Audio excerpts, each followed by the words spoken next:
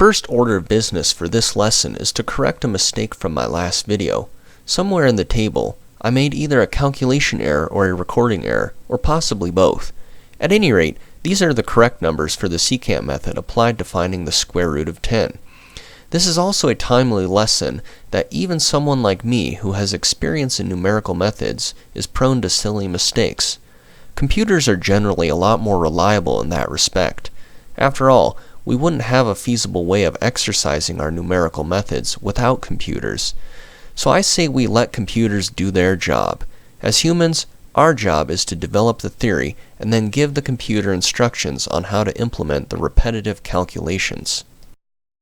A quick recap on the secant method. For each iteration I, we must compute f sub I. In this case, it is equal to x squared minus 10. The first two x values, x sub 0 and x sub 1, we must choose ourselves. But from there on out, the secant method will compute subsequent values and converge on a number. The slope, m sub I, is calculated as seen here. It is effectively delta y over delta x. We saw this as rise over run in our lessons on linear equations. Herein lies the beauty of the secant method. It is such a powerful root-finding algorithm, and yet it is based on such a simple foundation. Each subsequent x value is calculated as seen here. In a moment, we will see a graph to better visualize what is actually happening. This is a graph of the function for which we are trying to find the root. Remember, the root is another name for the x-intercept. On the right, it looks like the graph crosses the x-axis somewhere between 2 and 4. Let's revisit the data table from the first screen. Notice by the fifth iteration, x has converged to 8 digits past the decimal point. By the sixth iteration, we have run out of digits displayed. The function f sub 6 has converged to 0, and slope m sub 6 appears to be converging somewhere around 6.324. On the graph, the red dot represents x sub 0, my first guess. The blue dot is x sub 1, my second guess. The green dot is what the secant method computed for x sub 3. According to the previous table, that should be 3.2, which looks about right. So what's going on? Based on our first two guesses, the secant method extends a straight line and tells us where that crosses the x-axis. This process will then be repeated with the last two x values. Each time our answer should get closer and closer to the true root. Last time my first guess was 4. What if I change that to 5? Well, you may notice that x sub 2 is a bit different, but by the time we reach x sub 6, our answer has converged on the same value, approximately 3.16227760. This is what that looks like on the graph. Same idea as before, just a different starting point. Now what if I change the second guess to 4?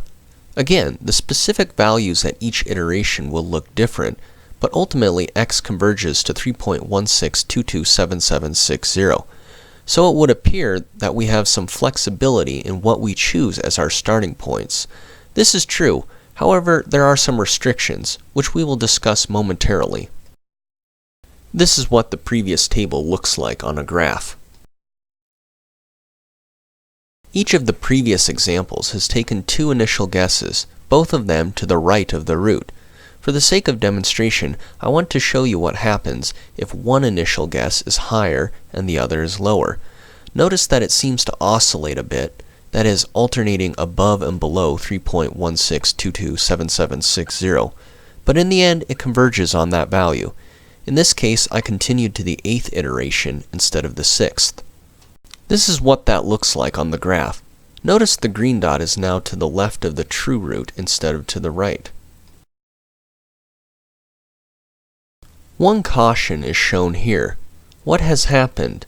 We have converged on a value, but it is negative 3.16227760. Perhaps looking at the graph will make more sense. We went so far with our second guess that x sub 2 is closer to the negative root, so that is what the secant method converged on. To make this more general, the secant method may not always converge on the root you're looking for, especially if you don't exercise some care in making the initial guesses. I'm getting tired of the square root of 10. How about computing the square root of 5 instead? To do that, we must change our function to f equals x squared minus 5. Plugging that into our secant method, notice that x does indeed converge to 2.23606,798 by the 6th iteration. Similarly, for the square root of 20, we must change our function to f equals x squared minus 20. The secant method once again converges to the appropriate value. This time that is 4.47213595. So what happened in the bottom right corner where it says divide by 0? That's basically an error message. Our values of x sub 7 and x sub 8 are so close to each other that when we take their difference it is effectively 0, as opposed to 0.00001 or some other very small number. Excel has run out of digits past the decimal place. Some software may be able to handle more digits of precision, but for our purposes here, I am satisfied with the accuracy. We are by no means limited to square roots. For example, we can find the cube root of 10 by changing our function to f equals x cubed minus 10. The secant method for that is shown here. By the 8th iteration, x has converged to 2.15443469. To conclude, I want to say that we can use the secant method to find any root of a real number. That is done by changing our function to this form, where r is the root we want to find and n is the number. I hope my lessons have been effective in communicating how to use various numerical methods and why they work. However, regardless of how good even the best teacher may be, there is no substitute to thorough understanding of any topic like a bit of practice. So I urge you to try these calculations on your own. Start with my examples if you'd like. Make sure your numbers match mine.